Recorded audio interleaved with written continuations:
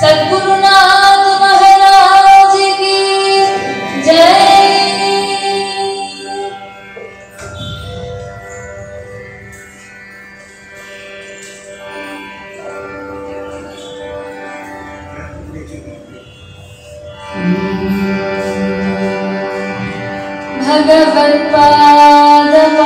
भगवत्पादपादाब्ज विनिवेशितचेते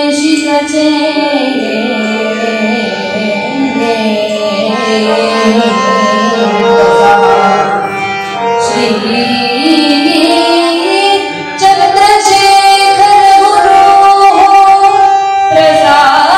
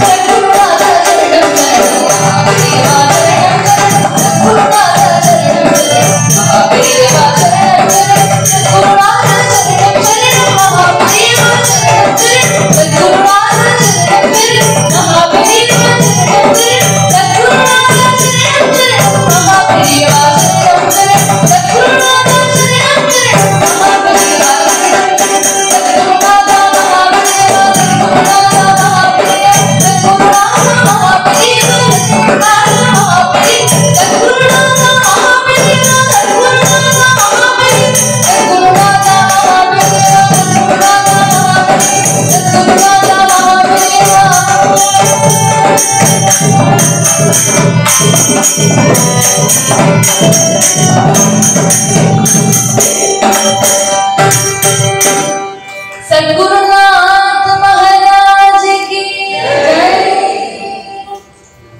ஸ்ரீஹஸ்பதியான ஒரு பகவானுடைய பரம கிருபையினாலையும் குருநாதாளுடைய ஒரு பெரிய அனுகிரகத்தினாலையும் இன்றைய தினம் நம்முடைய சிவன் சாருடைய அப்பேற்பட்ட ஒரு சந்நிதியில மகா பெரிவாளுடைய ஒரு வைபவத்தை சங்கரம் லோக சங்கரம் என்கின்ற தலைப்புல ஏகதேசம் ஏதோ நம்மளால முடிஞ்ச அளவு ஸ்மரிக்கக்கூடிய பெரிய பாக்கியம் நம்ம எல்லோருக்கும் கிடைச்சிருக்கு. இதுல இன்னும் என்ன ரொம்ப பெரிய விசேஷம் அப்படின்னு கேட்டா, இன்றைய தினம் குருவாரமா இருக்கு. இது எதுவுமே பிளான் பண்ணது கிடையாது. அவ எங்க கிட்ட சொன்ன டேட் ஒண்ணு, நாங்க கேட்ட ஒரு டேட் ஒண்ணு, கடைசியில அவ எங்க கிட்ட 20th தான் அவைலபிளா இருக்கு அப்படின்னு சொன்னா நாங்களும் சரி ஓகே அப்படின்னு சொன்னோம். அது வியாழக்கிழமையா குருவாரமா அமைஞ்சிருக்கு அப்படின்னா அது மகாபெரிவாளுடைய சிவன் சாருடைய ஒரு பெரிய அனுகிரகம் தான். இந்த சங்கரம் லோக சங்கரம் அப்படிங்கிற தலைப்பு ஏன் எடுத்துட்டு இருக்கோம் அப்படின்னா, சங்கரஹா அப்படின்னா அது சம்ஸ்கிருதத்துல ஷம் கரோதி இது சங்கரஹா அப்படின்னு அர்த்தம். ஷம் அப்படின்னாலே மங்களம் அப்படின்னு அர்த்தம். மங்களத்தை கொடுக்கக்கூடியவர் சங்கரன் அப்படிங்கிற நாமம். சங்கரம் லோக சங்கரம் அப்படின்னா லோகத்துக்கே அப்பேற்பட்ட மங்களத்தை உண்டாக்குறதுக்கான பகவானே எடுத்த ஒரு பெரிய அவதாரம் தான் இந்த சங்கர அவதாரம் அப்படிங்கிற இந்த அவதாரம். மங்களம் அப்படின்னா என்ன? எல்லாரும் சொல்ற ஒரு வார்த்தை, மங்களமா இருக்கணும், எல்லாம் மங்களமா நடக்கணும் அப்படின்னு எல்லாரும் சொல்றோம். உண்மையான மங்களம்னா என்ன அப்படின்னா, ஒரு ஜீவாத்மா பரமாத்மாவை அடையிறது அப்படிங்கிறது தான் உண்மையான மங்களம் அப்படிங்கிறது. அப்போ அந்த பகவானை எப்படி அடையிறது அப்படின்னு ஒண்ணு இருக்கு இல்லையா? ஜீவன்களால தன்னுடைய ஒரு பிரயாசையினால பகவான் அடையிறது அப்படிங்கிறது ரொம்ப கஷ்டம். ஏன் அப்படின்னு கேட்டா, பகவானே கீதையில சொல்லிட்டார், அநேக ஜென்ம சம்சித்தா ததோ யாதி பராங்கதி. நீயா என்ன அடையணும்னு முயற்சி பண்ணனா உனக்கு ஒரு ஜென்மம் ஆகும், 2 ஜென்மம் ஆகும், 3 ஜென்மம் ஆகும் அப்படின்னு பகவான் நம்பர்ஸ் கொடுக்கல. அந்த இடத்துல பகவான் இன்ஃபினிட்டி போட்டுட்டார். அநேக ஜென்ம சம்சித்தா, அது உன்னுடைய கெப்பாசிட்டியை பொறுத்து. உனக்கு கெப்பாசிட்டி இருந்ததுன்னா ஒரே ஜென்மத்திலேயே அடைவ, இல்ல கெப்பாசிட்டி இல்லைன்னா உன் கெப்பாசிட்டிக்கு ஏற்ற மாதிரி நீ என்ன அடைவ அப்படின்னு பகவான் சொல்றார். அப்படி நம்ம கெப்பாசிட்டியை வளர்த்துண்டுதான் பகவான் சரணத்துக்கு போகணும் அப்படின்னா நம்மளுக்கே தெரியும் நம்மளால அது முடியாது அப்படிங்கிறது. ஏன் அப்படின்னு கேட்டா, மனசு முதல்ல ஒருநிலைப்படுறது கிடையாது யாருக்கும். கதை அப்படின்னு உட்கார்ந்துட்டா கூட நம்ம போனை பார்க்கலாமா அப்படின்னு தான் நம்ம மனசு போடுது. ஆத்துல என்ன நடக்கிறதோ தெரியலையே அப்படின்னு தான் மனசு போடுது. அப்போ அப்படி இருக்கிற இந்த காலத்துல நம்ம பகவான் அடையிறது நம்ம பிரயாசையினால அப்படிங்கிறது ரொம்ப கஷ்டமான ஒரு வேலையா இருக்கு. அது எப்படி இருக்கு அப்படின்னா, ஒரு குரங்கு இருக்கு. அந்த குரங்கு குட்டி தான் கட்டின்னு இருக்கும் அதோட அம்மாவை. அதுக்கு எவ்வளவு தூரம் பலம் இருக்கோ அவ்வளவு தூரம் அந்த குரங்கு குட்டி கட்டின்னு இருக்கும். பலம் போயிடுச்சு அப்படின்னா அது ஒத்துன்னு கீழே விழ வேண்டியதுதான். அந்த அம்மா அந்த குரங்கு குட்டியை தூக்காது. ஆனா நம்ம தான் இப்ப எப்படி பகவான் அடையிறோம் அப்படின்னா, குரு கிருபையினாலேயே பகவான் அடையிறோம். குருநாதர் அப்படிங்கிறவர் ஸ்வயம் பகவானே. அவரே லோகத்துல நமக்காக அவதாரம் பண்ணி நம்மளோடயே கூட சஞ்சாரம் பண்ணிட்டு நம்மளோட கூட பேசிட்டு இருந்து நம்மள கைய பிடிச்சு அழைச்சிட்டு போய் பகவத் சரணத்தை கொண்டு போடுவார். அது எப்படி அப்படின்னா, பூனைக்குட்டி மாதிரி. பூனைக்குட்டி பிரயாசமே படாது. நான் என்னை எங்க அம்மா காப்பாத்தணுமே காப்பாத்தணுமே காப்பாத்தணுமே அந்த குட்டிக்கு எண்ணமே இருக்காது. ஆனா அந்த அம்மாவுக்கு என்னன்னா, அச்சோ இந்த குட்டி இப்படி படுத்துட்டு இருக்கே, இதை நம்ம தானே காப்பாத்தணும், இதை நம்ம தானே காப்பாத்தணும்னு அப்படி ஒரு வாத்சல்யத்தோட தன்னுடைய வாயால கவ்வி கவ்வி கொண்டு போய் அந்த குட்டியை எப்படி காப்பாத்துறதோ அது போல குருநாதாலும் கோடி மாத்திர வாத்சல்யத்தோட அம்மாவாவது நம்மளை பெத்துட்டோம் அப்படிங்கிறதுக்காக நமக்கு கிருபை பண்றா. வாஸ்தவத்துல யோசிச்சு பார்த்தா நமக்கு பகவானையே பிடிச்சு கொடுக்கிறார் குருநாதர். அவருக்கு நாம என்ன கைமாறு செய்வோம், என்னதான் நம்மளால செய்ய முடியும்? எதுவுமே முடியாது. நம்ம என்ன பண்ணாலும் அது அவருடைய அப்பேற்பட்ட நிலைக்கு அது தகுமா? நான் குருநாதருக்கு இப்படி பண்ண சார் அப்படின்னா அவர் பண்ற கிருபையை விடவா நம்ம ஜாஸ்தியா பண்ணிட போறோம்? இல்ல இல்லையா? அப்படி இருந்தும் குருநாதாள் நம்மளை அழைச்சுக்கிறார். எத்தனை கோடி ஜனங்க இருக்கா, இந்த நங்களூர்லயே எத்தனை பேர் இருக்கா, எல்லாருக்கும் இந்த சிவன் சார் சந்நிதியில வந்து நின்றுட்டு சிவன் சாரை தரிசனம் பண்றதுக்கோ அல்லது பெரியவாள தரிசனம் பண்றதுக்கோ ஒரு பாக்கியம் கிடைக்கிறதா என்ன? இல்லை இல்லையா? அதுலயும் பொறுக்கி சில பேரான அழைச்சு கொண்டு வந்து இங்க உட்காந்து வச்சிருக்கா. அதுக்கு என்ன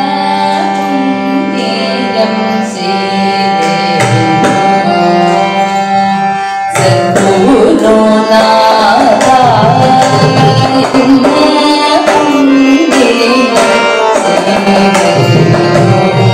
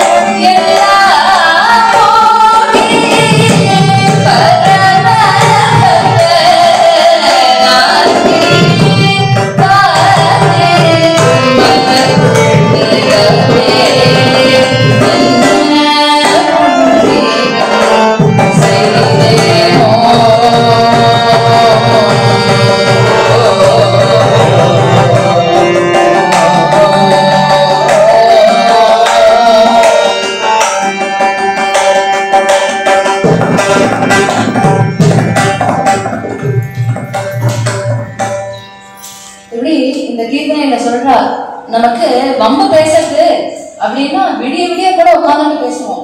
ஆனா உட்கார்ந்து சித்த கோவிந்தா அப்படின்னு பகவான் நாம சொன்ன கொண்டு உறக்கம் தள்ளும் கோவிந்தான்னு சொல்ல சொன்னா அப்படியான்னு தூங்கிடுவா இல்லையா? கதை கேட்கிறேன்னு வந்து உட்கார்ந்து இருப்பா, உட்கார்ந்து அப்படியே தூங்குவா இல்லையா? அதை சொல்றாரு அந்த இடத்துல. அப்படி இருக்கக்கூடிய என்ன கூட உங்க சரணத்துல சேர்த்துக்கிறேன் இல்லையா?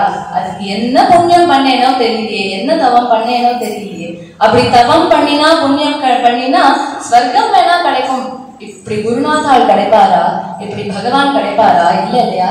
அது ரொம்ப அருமையா இந்த கீர்த்தனத்துல சொல்லியிருக்கார்.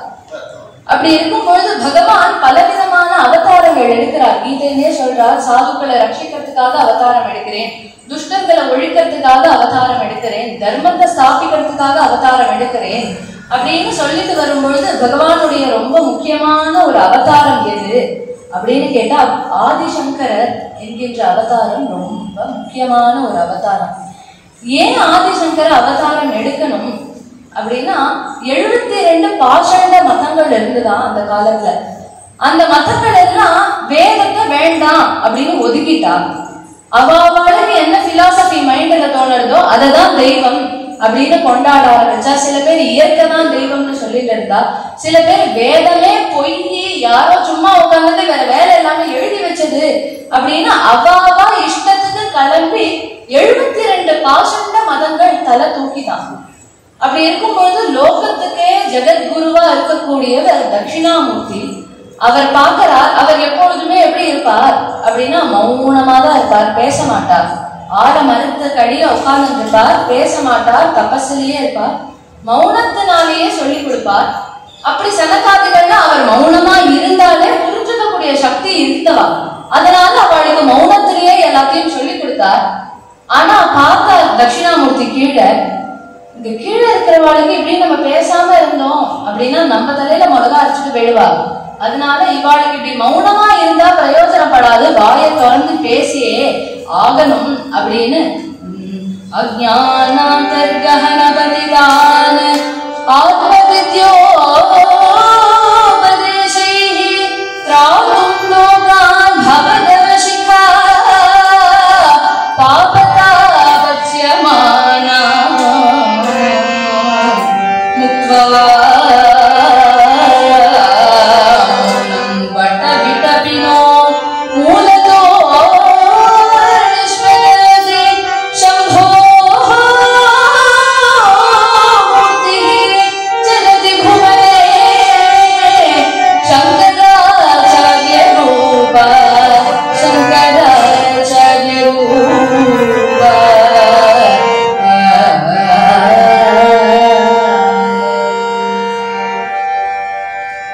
தட்சிணாமூர்த்தி தன்னுடைய மௌனத்தை விட்டாராம். முக்த்வா மௌனம் வட விடபினோ, மௌனத்தை விட்டார்.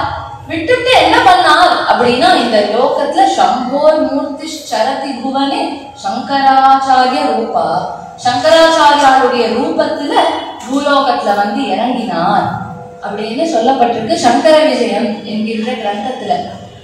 அன்றைய தினம் ஆதிசங்கரர்ல ஆரம்பிச்சு இன்றைய தினம் இருக்கக்கூடிய பெரியவா வரைக்கும் எல்லாரும் அப்பேற்பட்ட தட்சிணாமூர்த்தியினுடைய அவதாரமே. ஸ்வயம் சிவபெருமானே இறங்கி வந்திருக்கார். எதனால அப்படின்னா நம்ம எல்லாரையும் உத்தாரணம் பண்ணணும் அப்படிங்கிற கிருபையினாலேயே அவதாரம் பண்ணியிருக்கார்.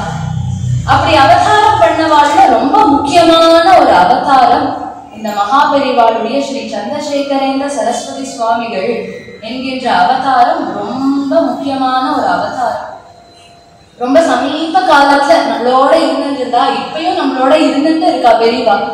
ஏன் இப்படி சொல்றேன், எப்படி இப்படி சொல்றேன் அப்படின்னா, பெரியவா வந்து தன்னுடைய தான் இங்க இருந்துட்டு என்ன நடத்திட்டு இருந்தாலோ அதை தான் மறைஞ்ச பிறகும் தான் பிருந்தாவனத்துல இருந்துட்டு தான் சூக்ஷ்மமா இல்ல அப்படின்னாலும் இன்றைக்கும் நடத்திட்டு இருக்காரு இல்லையா.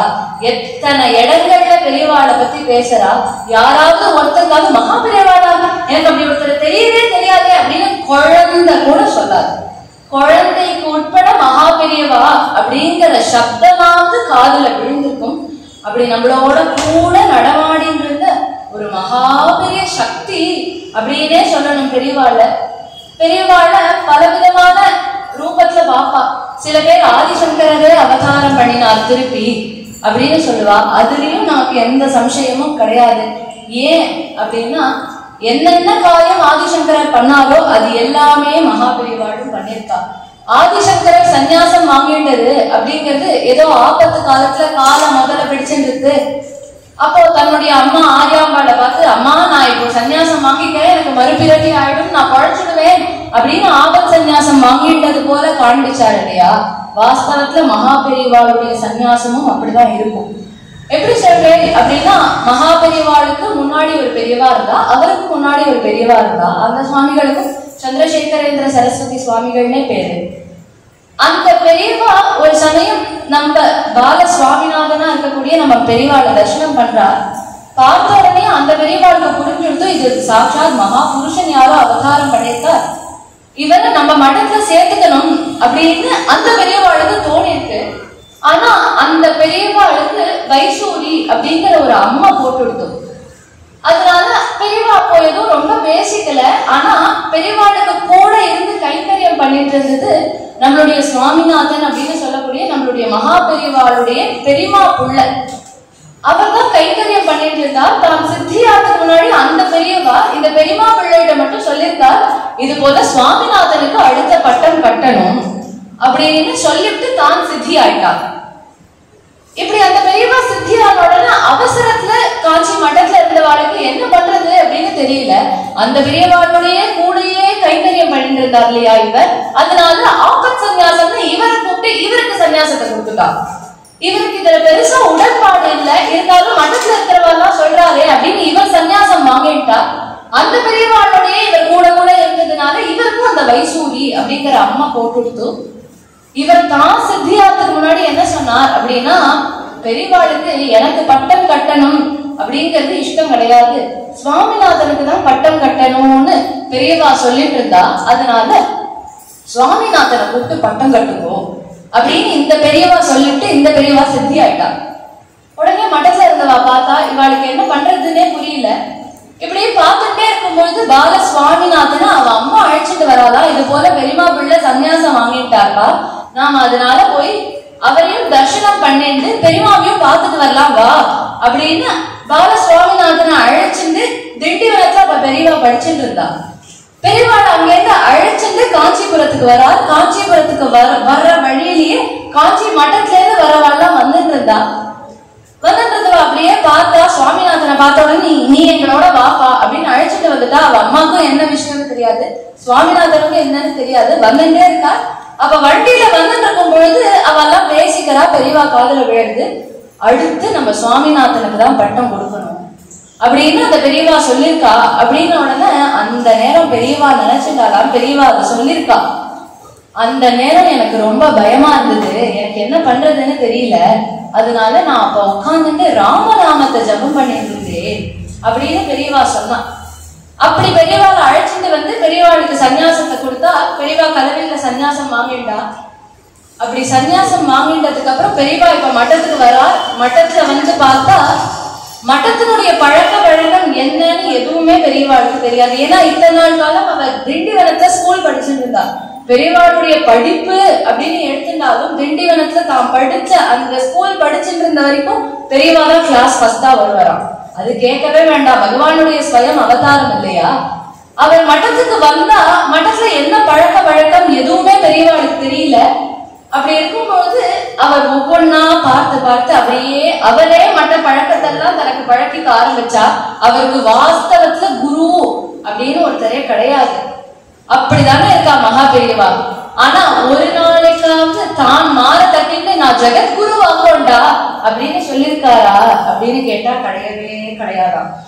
இது எப்படி சொல்றேன் அப்படின்னா, அந்த காலத்துல ஒரு மேகசின் ஒண்ணு உண்டு, கலைமகள் நினைக்கிறேன். அந்த மேகசின்ல எப்பொழுதும் எல்லாரையும் கூப்பிட்டு அவள் பெரிய பெரிய வாழ்க்கை ஏதாவது விஷயத்த கேட்டுட்டு அதை அந்த மேகசின்ல பப்ளிஷ் பண்ணுவா. அது மாதிரி ஒரு விஷயம், இந்த லோகத்துல இருந்து நீங்க என்ன விஷயம் கத்துக்கிறேன் அப்படின்னு ஒவ்வொரு துறையில இருக்கிறவாளை கூப்பிட்டு அவ இன்டர்வியூ எடுக்கிறா. ஒவ்வொருத்தரும் பக்கம் பக்கமா பதில் சொல்றா. அப்படி பக்கம் பக்கமா பதில் சொல்லும் பொழுது ஒரு நடிகரை கேட்கிறார், ஒரு விஞ்ஞானியை கேட்கிறார், ஒரு டாக்டரை கேட்கிறார், ஒரு இன்ஜினியரை கேட்கிறார், எல்லாரையும் கேட்கிறார். அப்படி இருக்கும்பொழுது ஆன்மீகம் அப்படின்னு வரும்பொழுது மகாபெரிவாளை கேட்போம் அப்படின்னு அவ அங்கிருந்து கிளம்பி மகாபெரிவா கிட்ட வந்தா. இவா உடனே என்ன பண்ணிருக்கா, சாதாரண மனுஷியாள் இவாளாமே புக்கா வந்து இன்டர்வியூ கொடுக்குறா. அப்ப மகாபெரிவாளை கேட்டா அவர் வந்து பெரிய பெரிய குண்டு குண்டு புஸ்தகமா நம்ம எடுத்துட்டு போன போல இருக்கே அப்படின்னு நிறைய புஸ்தகம் பேனாவெல்லாம் எடுத்துட்டு அங்கேருந்து வரா. மகாபெரிவா ஒரு டைம் கொடுத்துருக்கா, அந்த டைம்ல வந்து நான் பேசுறேன்னு சொல்லியிருக்கா. பூஜையெல்லாம் முடிச்சுட்டு அனுஷ்டானத்தெல்லாம் முடிச்சுட்டு அவளை பாக்குறதுக்காக போகிறா பெரியவா. அப்படி பெரியவா உட்கார்ந்து இருக்கா. அவ அந்த கேள்வியை கேட்கிறாளா, நீங்க இந்த லோகத்துல இருந்து என்ன பாடம் கத்துக்கிறேன், என்ன பாடம் கத்துட்டேன் அப்படின்னு கேட்கிறா. பெரியவா உடனே ரொம்ப சிம்பிளா ஆன்சர் சொல்லிட்டாராம், லோகம் அனுதினமும் எனக்கு பாடம் கற்பிச்சுட்டுதான் இருக்கு, ஆனா எனக்கு தான் அதை கத்துக்கிறதுக்கு பக்குவம் இல்லை. என்னை எல்லாரும் ஜெகத்குரு ஜெகத்குருன்னு சொல்றா, அது ஏன் ஜெகத்குருன்னு தெரியுமா உங்களுக்குலாம் அப்படின்னாராம். அவெல்லாம் பாத்துங்க நான் என்ன சொல்ல போறான்னு தெரியலையே, என்ன எல்லாரும் ஜெகத்குருன்னு சொல்றா இல்லையா, இந்த ஜெகத்துக்கு நான் குரு கிடையாது, இந்த ஜெகத்தே எனக்கு குரு, அதனாலதான் என்னை எல்லாரும் பார்த்து ஜெகத்குருன்னு சொல்றா அப்படின்னா மகாபெரிவாளுக்கு எந்த அளவு ஞானமும் அவருடைய வினயம் அப்படிங்கிறதும் அந்த அளவுக்கு இருக்கு. பெரியவா இவாளுக்கு அனுகிரகம் பண்ணிருக்கா, அவளுக்கு அனுகிரகம் பண்ணிருக்கா அப்படின்னு சொன்னா சொல்லிட்டே போயிட்டே இருக்கலாம். அதுல இன்றைய தினம் சில விஷயங்கள் எடுத்துட்டு இருக்கோம். சில மகாபெரிவாளுடைய அந்த இன்சிடென்ட்ஸ்ல இருந்து சிலதை எடுத்து இன்னைக்கு அனுபவிக்கலாம் அப்படின்னு எடுத்துட்டு இருக்கோம். ஒரு சமயம் கௌரி சங்கர் அப்படின்னு ஒரு மாமா, அவர் கல்கட்டால இருந்துட்டு இருக்கார். அவ அம்மா இங்கதான் சென்னையில இருந்துட்டு இருந்தா. அப்படி இருந்துட்டு இருக்கும் பொழுது அவருக்கு ஒரு தம்பி, அந்த தம்பி புனேல ஏர்போர்ஸ்ல இருந்தா. அப்படி இருந்துட்டு இருக்கும்பொழுது இந்த கௌரி சங்கர் மாமாக்கு திடீர்னு ஒரு நாளைக்கு போன் வந்துதான். என்ன போன் அப்படின்னு பார்த்தா அவருக்கு திடீர்னு சொல்றா அவருடைய தம்பிக்கு ஏதோ நோய் வந்துருந்தோ, அந்த நோய்க்காக அங்க ஏர்போர்ஸ்லயே அவ டாக்டர் எல்லாம் கூப்பிட்டு மருந்தெல்லாம் ஏதோ கொடுத்தா. ஆனா மருந்து கொடுத்தா இல்லையா, அந்த மருந்து தப்பா வேலை செஞ்சுட்டு தப்பா வேலை செஞ்சதுல அவருக்கு பிரெயின் அஃபெக்ட் ஆகி கோமா ஸ்டேஜுக்கு போயிட்டார். அவர் குழப்பத்துக்கே வாய்ப்பு ரொம்ப கஷ்டம் அப்படின்னு சொல்லிட்டா. உடனே அந்த மாமா அங்கிருந்து பதறி அடிச்சுட்டு புனேக்கு வந்து பார்க்கலாம். தம்பி இப்படி கோமா ஸ்டேஜ்ல படுத்துட்டு இருக்கார். அங்க ஒரு டாக்டர், பொதுவா ஏர்போர்ட்ஸ்ல இருக்கிற டாக்டர் எல்லாமே ரொம்ப பேச மாட்டா. ஆனா அவர் ஏதோ தமிழ் டாக்டர், அதுவும் பெரியவாளுடைய ஒரு சங்கல்பம். அங்கிருந்து வந்தார். என்ன தமிழா? ஆமா சுவாமி தமிழா. இந்த மாதிரி ஒரு கேஸ், நாங்க மருந்து கொடுத்தா அது வேலை செஞ்சிடும். ஆனா இது மாதிரி வேலை செய்யாம பிரெயினை போய் அஃபெக்ட் பண்றது அப்படிங்கிறது 10 லட்சம் பேர்ல ஒருத்தருக்கு நடக்கக்கூடிய ஒரு விஷயம்.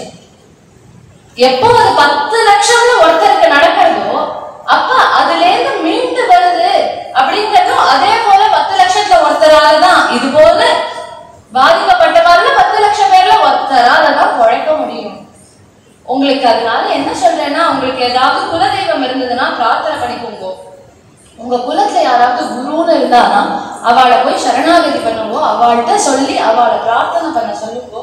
தெய்வ அனுகிரகம் இல்லாம குழைக்கிறது ரொம்ப கஷ்டம் அப்படின்னு சொல்லிட்டார். அந்த மாமா அங்கேருந்து கிளம்பி சென்னைக்கு வரார். வயசான அவ அம்மா, அந்த அம்மாட்ட சொல்றார், அம்மா இது போல தம்பிக்கு இப்படி ஆயிடுத்துமா. அந்த அவருடைய தம்பிக்கு சந்திரசேகரன் அப்படின்னு பெயர். இது போல சந்திரசேகரனுக்கு இப்படி ஆயிடுத்து அப்படின்னு உடனே அவ அம்மா உடனே ஒண்ணு அழுதா. அவர் உடனே சொன்னார், அம்மா நீ வா நம்ம போய் காஞ்சிபுரத்துல போய் மகாபெரிவாளை பார்த்துட்டு வருவோம் அப்படின்னா. அவ அம்மா திருவண்ணாமலையிலேயே இருந்து வளர்ந்தவா. அதனால அவளுக்கு ரமண மகரிஷி சேஷாத்ரி சுவாமிகளை தவிர வேற எந்த சுவாமிகளையும் தெரியாது, வேற யார்கிட்டையும் போக மாட்டா. அந்த அம்மா சொன்னாலும் இவரும் அப்படிதான் இருந்துட்டு இருந்தார். ஒரு சந்தர்ப்பத்துல பெரியவா ஆட்கொண்டார். அதனால இவருக்கு மனசு என்ன அடிச்சுக்கிறதுனா, நம்ம பெரியவாள்கிட்ட போய் சொல்லணும், இதை பெரியவாள்கிட்ட போய் சொல்லணும், பெரியவாள்கிட்ட சொல்லணும் அப்படின்னு மனசுல அடிச்சுக்கிறது. அவ அம்மா ரொம்ப ஸ்திரமா இருக்கா. இல்லப்பா நான் ரமண மகர்ஷியை தவிர சேஷாத்ரி தவிர யாரையும் பார்க்க மாட்டேன், நீ போயிட்டு வா, நீ என்னை கொண்டு போய் திருவண்ணாமலையில போட்டுடு, நான் அங்கேயே உட்காந்துட்டு கதறேன், என்னால நான் வரமாட்டேன், நான் காஞ்சிபுரம். அவர் திட்டுறாராம், என்னமா நீ இந்த ஒரு அவஸ்தையில கூட இப்படி சொல்றியே, காஞ்சி மகாபெரிவாளை பத்தி தெரியாம பேசுறியேமா, அவர் எப்பேற்பட்டவர் தெரியுமா, எப்பேற்பட்ட சர்வஜ மூர்த்தி தெரியுமா. அவ அம்மா எதையுமே காதுல வாங்கி தெரியும். அவ அம்மாக்கு மனசெல்லாம் ரமணரை பார்க்கணும், சேஷாத்ரியை பார்க்கணும், ரமணரை பார்க்கணும், சேஷாத்ரி. பெரியவாளுக்கே இப்படி இருந்தாதான் பிடிக்குமா. நீ இந்த குருட்டையும் போயிட்டு அந்த குருட்டையும் போயிட்டு இவாழ்ட்டையும் போவேன், அவாழ்ட்டையும் போவேன், அவாழ்ட்டையும் போவேன், இவாழ்ட்டையும் போவேன்னா அப்ப நீ ஒரு ஆப்ஷனா வச்சிருக்க குருவிலேயே. இவர் எனக்கு கேட்டதை கொடுத்தா அவர்கிட்ட போவேன், அவர் கேட்டதை கொடுக்கல அவர்கிட்ட அப்படின்னு குருவா மாத்திட்டே இருக்கலாமா? இல்ல இல்லையா? அப்படி இருந்தாதான் மகாபெரிவாளுக்கே வாஸ்தவத்துல பிடிக்கும். அந்த அம்மா சொல்றத கேட்கறதாவே இல்ல. அவரோடனே பார்த்தா சரிவா அப்படின்னு அழைச்சிட்டு காஞ்சிபுரத்துக்கு வண்டியை விட்டார். காஞ்சிபுரத்துல மட்டத்து வாசல்ல வந்து நிக்கிறது. அந்த க்ஷணம் கூட அவ அம்மா இறங்க மாட்டேங்கிறா, வர மாட்டேங்கிறா. நான் மடத்துக்கு வரமாட்டேன், நான் இங்க வெளியில உட்கார்ந்து இருக்கேன், நீ போய் உங்க சுவாமிகளை பார்த்துட்டு வா அப்படின்னா. இவருக்கு நீ எக்கடப்பட்டு போமா அப்படின்னா வாசலையே உட்காந்து வச்சார் அம்மாவை. அங்க இருந்து உள்ள கிடுகிடுகிடுன்னு நடந்து வந்தார்.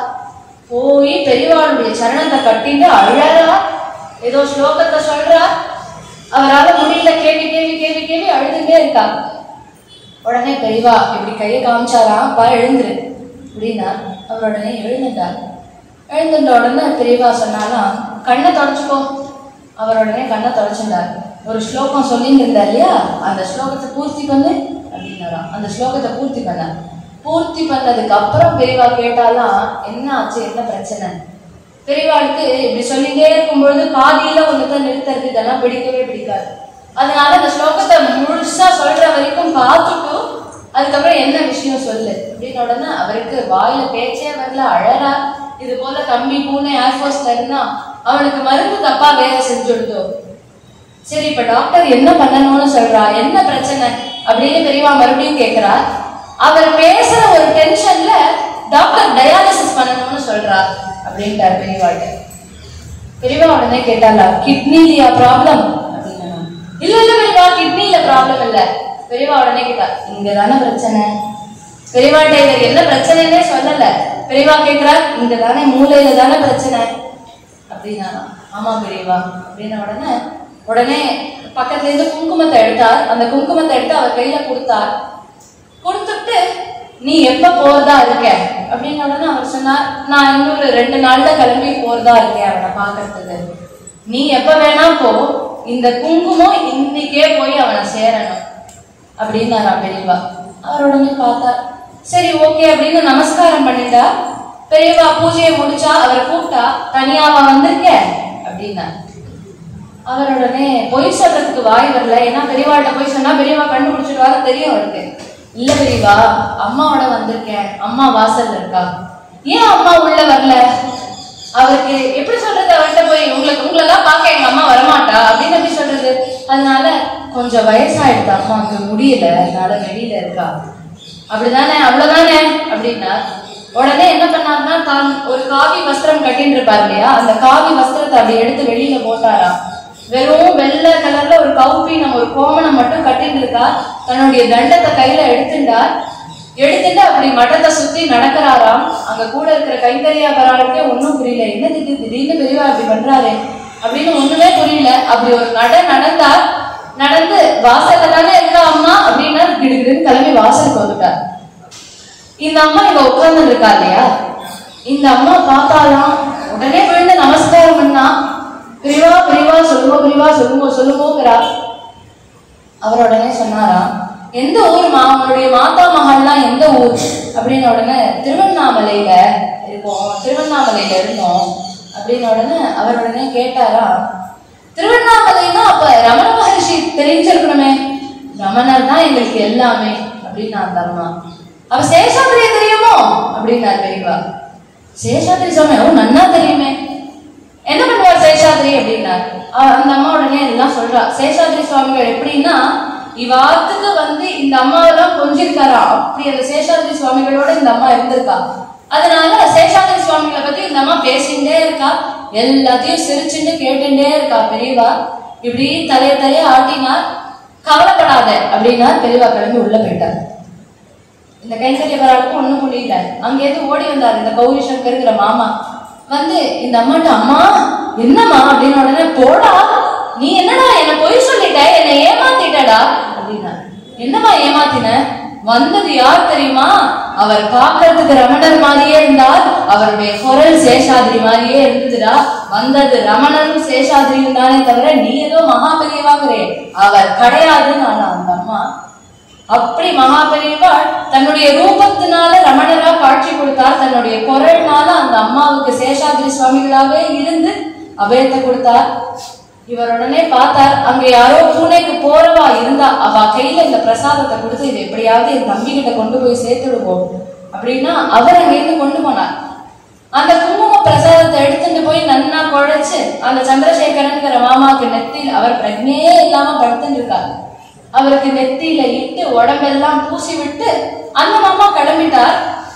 இந்த சந்திரசேகரன்கிற மாமாவை பாத்துக்கிறதுக்கு ஒரே ஒரு நர்ஸ் மட்டும் இருக்கா, வேற யாரும் அந்த மாமா பக்கத்துல இல்ல. ராத்திரி ஒரு 9-10 மணி வாக்குல இவர் கோமால தானே இப்படி படுத்துட்டு இருக்கார். இவருக்கு இப்படி ஏதோ ஒரு திவ்ய காட்சி தெரியுது. ஆனா இவரால் அது வாயை தொடர்ந்து பேச முடியல, கை கால அசைக்க முடியல. அப்படியே பார்த்துட்டே இருக்கார். பார்த்துட்டே என்ன பண்ணார், இப்படி சித்த ஆடுறா, கட்டில இருந்து பொத்துன்னு கீழே விழுந்தாராம். விழுந்த உடனே என்னடா அது திடீர்னு இவர் கீழே விழலாதே அப்படின்னா அங்கேருந்து அந்த அம்மா பார்த்தா இவருக்கு மறுபடியும் கொஞ்சம் கொஞ்சமா பேச்சு வருதான். இவர் சொல்றாரா, மகாபெரிவா வந்தா என்ன மேலேந்து பாதாதி கேசம் என்ன பார்த்து அப்படி அனுகிரகம் பண்ணா, நான் மகா பாப்பியா போயிட்டேன், என்னாலதான் கை கால் அசைக்க முடியல, என்னாலதான் அவர்கிட்ட வாயை திறந்து பேச முடியல, அவர் நின்றுட்டு இருக்காரு, நான் நான் மகா பாப்பியா போயிட்டேன்னு அந்த மாமா கத்த, அவதான் சொன்னாலா, நீ பாப்பி கிடையாதுப்பா, நீ பெரிய பாக்கியசாலி, அதனாலதான் அங்க காஞ்சிபுரத்துல இருந்துட்டு பெரியவா உனக்கு இங்க பூனேல அனுகிரகம் பண்ணிருக்கா அப்படின்னா எப்பேற்பட்ட கிருபாளுவா இருக்கணும், தயாளுவா இருக்கணும்.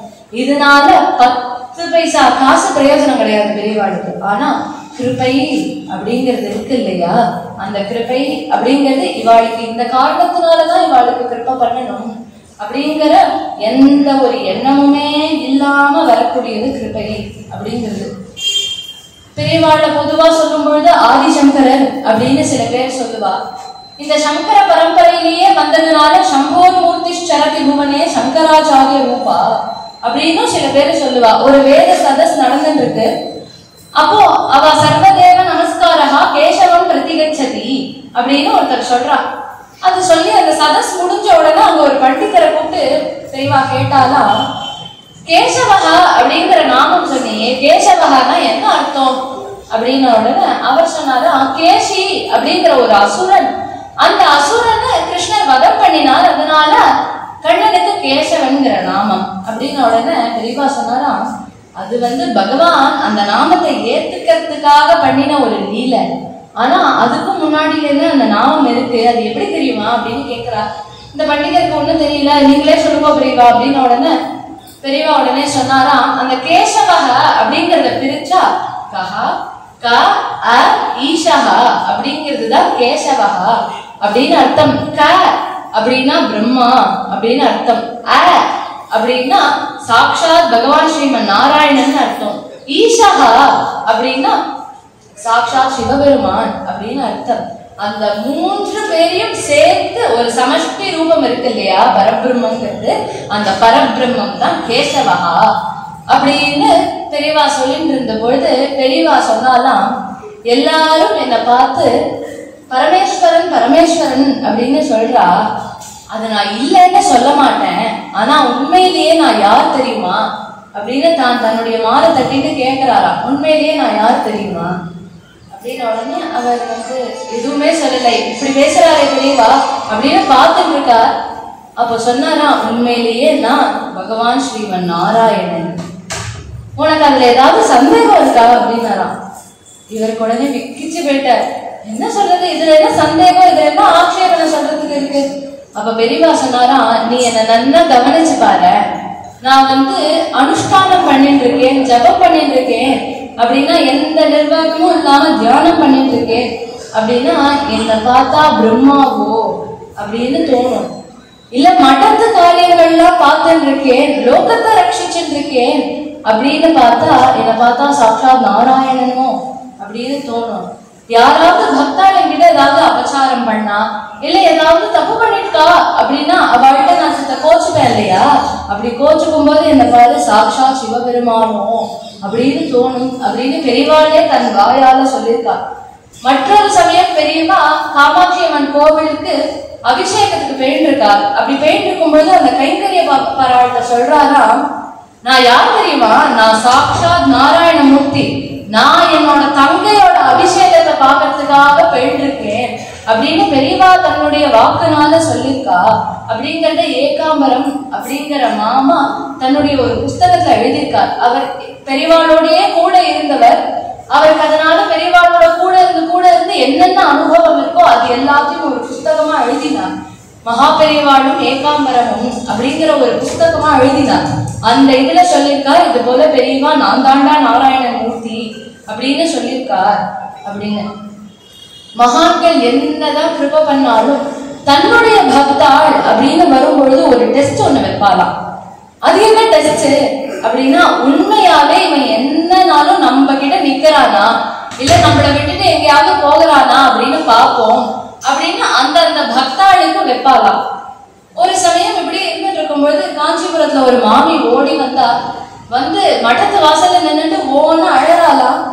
கைங்கரியம் பண்றவர் ஒருத்தர் வெளியில வந்தார், என்னமா என்ன ஆச்சு, ஏன் அழற?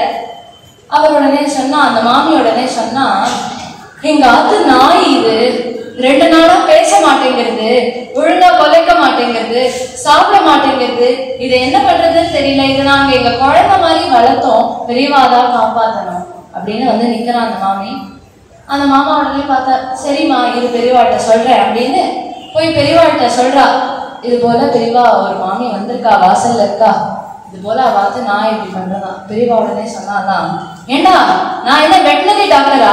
நாய்க்கு உடம்பு சரியில்லை, மாட்டுக்கு உடம்பு சரியில்லை அப்படின்னா எங்கிட்ட தூக்கிட்டு வந்தா நான் என்ன பண்றது? நான் என்னெல்லாம் ஒன்றும் பண்ண முடியாதுடா. எனக்கு என்ன அனுஷ்டானம் பண்றது வேலையா, ஜபம் பண்றது வேலையா, பூஜை பண்றது வேலையா, இல்ல இந்த மாதிரி நாய்க்கு மாடுகள்லாம் வைத்தியம் பார்த்துட்டு இருக்கிறது வேலையா அப்படின்னாராம். உடனே அந்த மாமா இப்படி சொல்லிட்டாரு அப்படின்னா நம்மளா இருந்தா என்ன பண்ணுவோம்? பெரியவா அப்படி சொல்லிட்டா அப்படின்னு பெரியவாளுக்கு ஒரு நமஸ்காரத்தை போட்டு அங்கேயிருந்து ஓடிடுவோம் இல்லையா? அந்த மாமா அப்படி பண்ணலையா.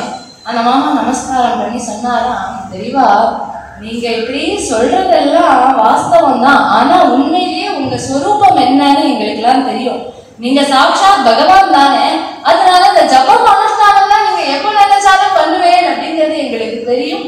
நீங்க அதனால இதெல்லாம் ஒரு ஷாக்கா சொல்லக்கூடாது அப்படின்னு உடனே பெரியவா சொன்னாலும், இது போல சன்னியாசி நாயெல்லாம் பார்க்க கூடாதுடா.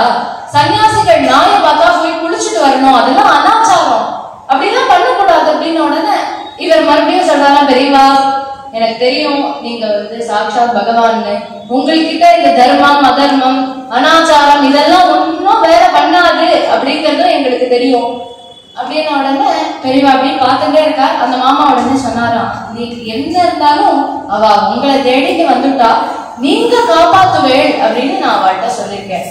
ஓஹோ நீங்களே வாக்கு கொடுத்துட்டு வந்துட்டேடா, நீங்க வாக்கு கொடுத்துட்டேன்னா நான் கண்டிப்பா பண்ணிதான் ஆகணும் அப்படின்னாராம் பெரியவா.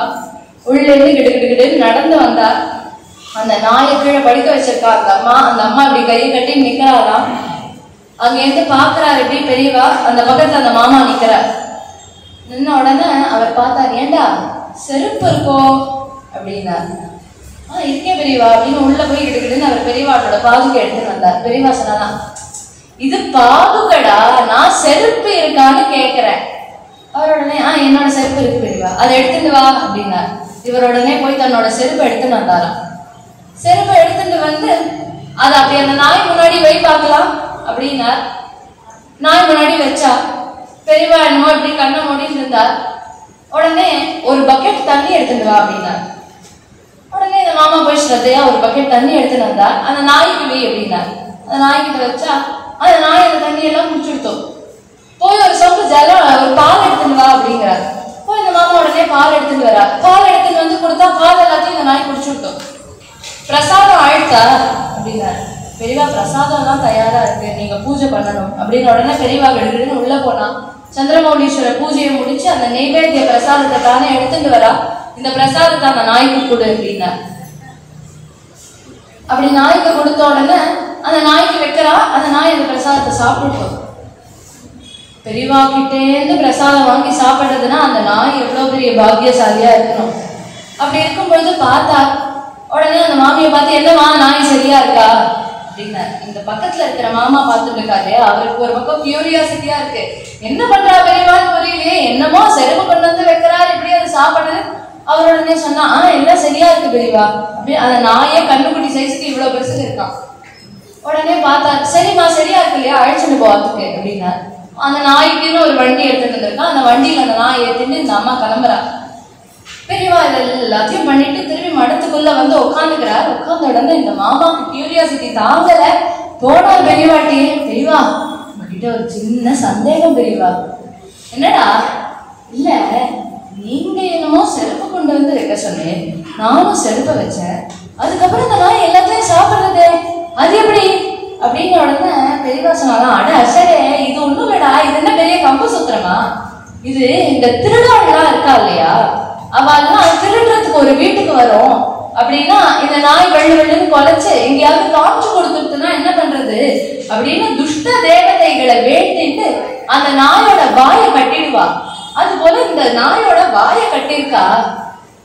ஓஹோ, அவரோட பார்த்துருக்காரு. இதெல்லாம் எப்படி பெரியவாளுக்கு தெரியுது அப்படின்னு அவர் பார்த்துட்டு இருக்காரு. பெரியவா உடனே இதுக்கு மேலதான் சொல்றாராம், அந்த நாய கட்டுறதுக்கு ஒரு 2 எழுத்து மந்திரம் இருக்குடா, அந்த நாயோட அந்த கட்டை அவிழ்க்கிறதுக்கு ஒரு 6 எழுத்து மந்திரம் இருக்கு. இதற்கு இன்னும் சுத்தமா புரியவே இல்லை. இது ஏதோ துஷ்ட தேவதை பூஜைங்கிறார். இதெல்லாம் பெரியவா எங்க போய் கத்துட்டு வந்தா? அதுக்கு ஏதோ 2 எழுத்து மந்திரம் 6 எழுத்து மந்திரம் அப்போ சொல்லுவா, இது போல கதை கேட்டுட்டு இருக்கும்போது ஆத்து மாமா தான் யோசிப்பாளாம், நம்ம ஆத்து மாமி வாயை கட்டுறதுக்கு கூட ஏதாவது மந்திரம் இருந்தா தேவையே அப்படின்னு நினைப்பாளாம். உடனே அவர் பார்த்துட்டே இருக்கார். இவர் இப்படியே பார்த்துட்டே இருக்கும்போது சொல்றாரு, அந்த துஷ்ட தேவதெல்லாம் இருக்கு இல்லையா, அதெல்லாம் செருப்பை கொண்டு போய் பக்கத்துல வச்சா போயிடும். செருப்பை பார்த்தா அது பயந்து போயிடும்.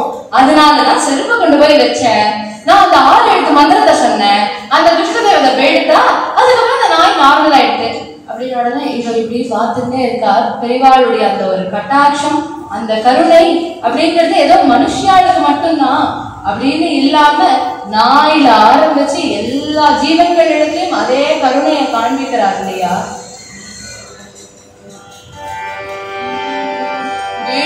கிடைக்குமா அபயகரம் கிடைக்குமா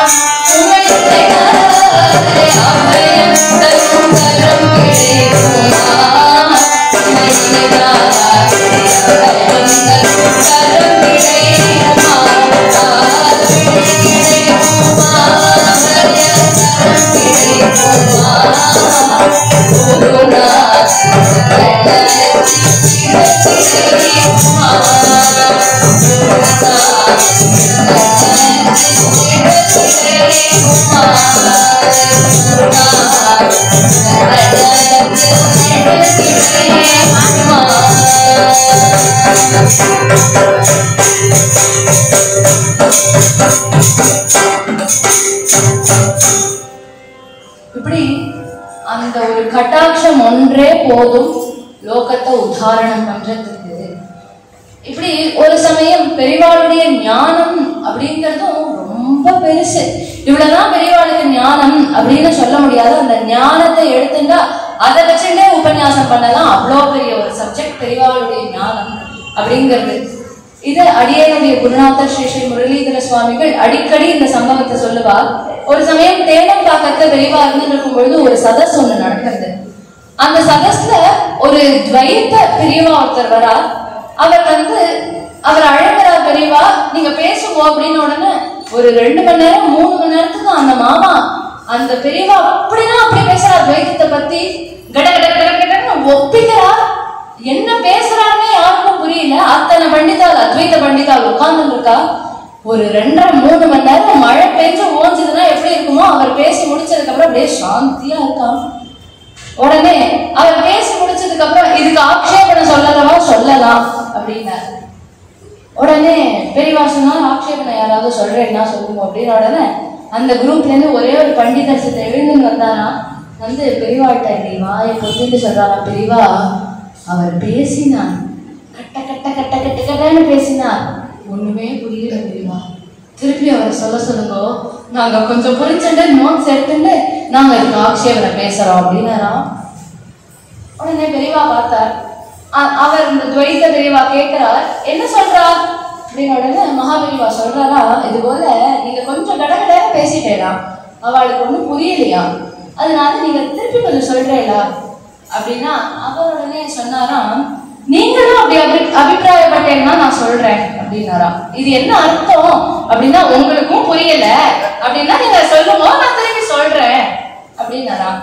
பெரியவா உடனே பார்த்தா, இது என்னடா இது, இவாளானா திருப்பி சொல்லுங்கிறார், இவரானா நீங்களும் அபிப்பிராயப்பட்டா சொல்றேங்கிறார், என்ன பண்றதுன்னு புரியலையே. பெரியவா சொன்னாரா, இவாளோ நீங்க திருப்பி சொல்லணுங்கிறா, நீங்களும் இப்படி அபிப்பிராயப்பட்டா சொல்லுங்கிறேன், பேசாம என்னன்னா நீங்க என்ன சொன்னீங்களோ அதை நான் அப்படியே சொல்லிட்டேன் அப்படின்னு 2 மணி நேரம் இவர் என்ன பேசினாரோ அதுல ஒரு ஃபுல் ஸ்டாப், ஒரு கமா, ஒரு எக்ஸ்கிளமேட்டரி மார்க், ஒரு இக்கு இச்சு தூ கூட மாத்தாம அப்படியே ஒரு ரெக்கார்டரை பிளே பண்ணி விட்டா எப்படி பேசுமோ அது போல பேசினாராம் பெரியவா. பேசின உடனே அந்த துவைத பெரியவா வந்திருக்காரு இல்லையா, அவர் நமஸ்காரம் பண்ணார். எனக்கு இதுக்கு ஆக்ஷேபனையும் வேண்டாம், பதிலே வேண்டாம் அப்படின்னு சொல்லிட்டு அவர் கிளம்பிட்டாராம். அப்படி இருக்கு பெரியவாளுடைய ஞானம் அப்படிங்கிறது. உத்தமர்கள் வணங்கும் குரு பீடம், சித்தர்கள் போற்றும் குரு பீடம்,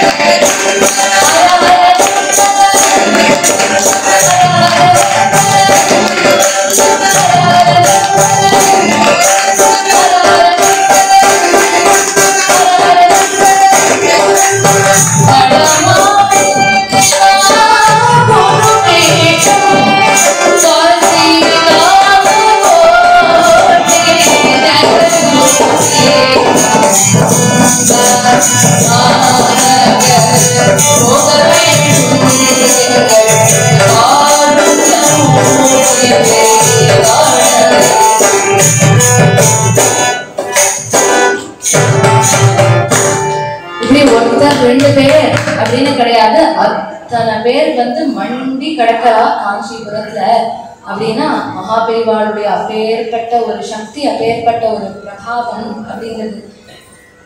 பெரிவாளுடைய ஒரு வாக்கு அப்படின்னு எடுத்திருந்தாலும் ஒவ்வொன்றும் சத்தியமான வாக்கு. ஒரு சமயம் பெரியவா ஒரு இடத்துல கேம்ப்ல இருந்துட்டு இருக்கா. அப்படி இருந்துட்டு இருக்கும் பொழுது அந்த கேம்ப நிர்வகிச்சுட்டு இருக்கார் ஒருத்தர், ஒரு மாமா. அந்த மாமா அடுத்த வேலை சந்திரமௌலீஸ்வரருக்கு ஆகாரத்துக்கு ஒரு பிடி அரிசி கிடையாது.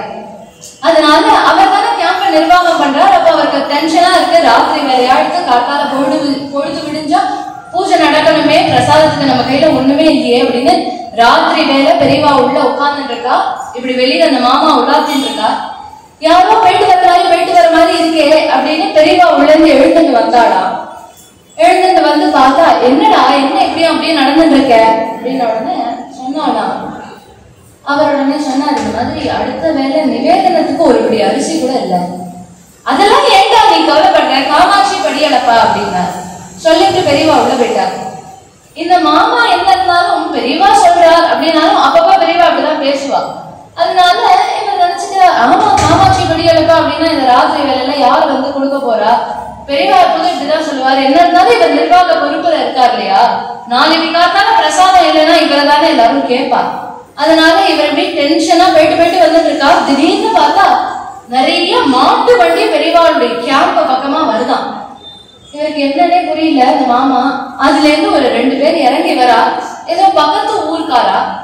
அவ அங்கேருந்து வந்து, எங்களுடைய குல தெய்வத்துக்கு எங்களுடைய எல்லா விளைஞ்சிருக்கக்கூடிய அதை சமர்ப்பிக்கிற ஒரு வழக்கம் எங்களுக்கு உண்டு. நாங்க இன்னைக்கு சமர்ப்பிக்கலாம் அப்படின்னு போகும்பொழுது எங்க சுவாமி ஆவேசமாகி வெளியில வந்து, எனக்கு சாப்பாடு கொடுக்காதடா, இங்க பக்கத்துல ஒரு மகாத்மா, அவருக்கு தான் இந்த சாப்பாடு நீ கொண்டு போய் கொடு, இத கொடுத்தனா நீ எனக்கு சமர்ப்பிக்கிறத விட பல மடங்கு நான் சந்தோஷப்படுவேன் அப்படின்னு எங்க சுவாமி சொன்னார்.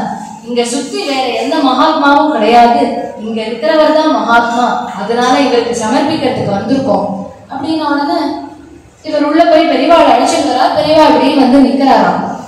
நின்ன உடனே அவ சொன்னா, நீங்க பெரியவாளுக்கு சமர்ப்பிங்க அப்படின்னு உடனே அவ சொல்றா, எங்களுடைய வழக்க பிரகாரம் நாங்க எல்லா அரிசியும் எடுத்து படியில எடுத்து எங்க சுவாமி முன்னாடி கொட்டுவோம், அது போல உங்க சுவாமி நிக்கிறார் இல்லையா, அவர் முன்னாடி நாங்க கொட்டுவோம் அப்படின்னு உடனே பெரியவா அப்படி பார்த்தாரா.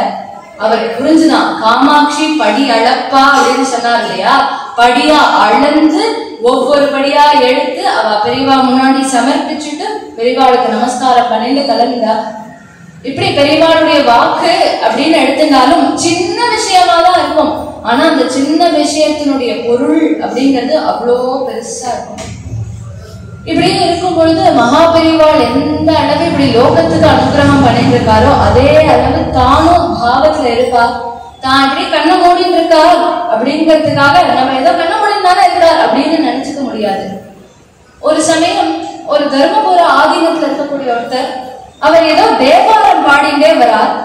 அந்த தேவாரத்துல என்ன வருது அப்படின்னா, கால வேலையிலேயே பொழுது விடியறதுக்கு முன்னாடி கோவிலுக்கு போகணும், கோவிலுக்கு போய் எல்லாம் கோவில் எல்லாம் சரியா இருக்கா அப்படின்னு பராக்க பார்த்து நிற்க கூடாது, கோவில்ல போய் அந்த கோவிலை பெருக்கணும், அந்த கோவிலை முழுகணும், முழுகி அதுக்கப்புறம் கோவிலுக்கு தேவையான புஷ்பங்களை எல்லாம் போய் பறிச்சுட்டு வந்து புஷ்பங்களை கட்டி அப்படி வந்து பகவானுக்கு சமர்ப்பிச்சு அதை பார்த்து நம்ம சந்தோஷப்படணும் அப்படின்னு அந்த ஒரு தேவார பாடல். அது வந்து திருவாரூர்ல இருக்கக்கூடிய தியாகராஜர் மேல, ஆரூரர் மேல அந்த தேவாரம் இருக்கும். அதை பாடிண்டே வர அந்த சுவாமிநாதன் அப்படிங்கிற ஓதுவார் அவர் வந்துட்டு இருக்காங்க.